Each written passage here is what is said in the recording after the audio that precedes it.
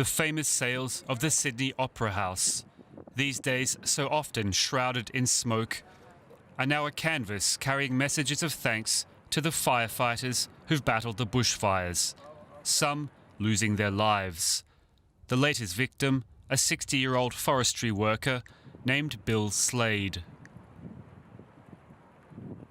Bill was working as a member of a task force in the Anglers Rest area, and he was struck by a tree.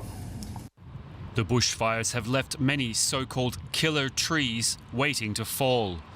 Landscapes like these are the new normal in the country's scorching summer. And some Australians are angry, demanding their leaders take action to address the causes of the crisis. Now the embattled Prime Minister Scott Morrison has admitted some failures. There are things that I could have handled on the ground much better. These are very raw, emotional environments. Prime Ministers are flesh and blood too, and how they engage with people.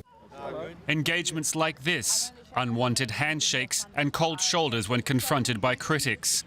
Morrison now says he shouldn't have holidayed in Hawaii in the heat of the crisis. And after months of equivocating, a clear comment on the links between climate change and the fires.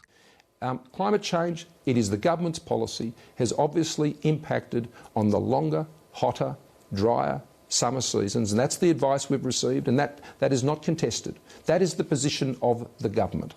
Okay? Let there be no dispute about that. As the fire call-outs continue, the Prime Minister has promised a royal commission to review the crisis.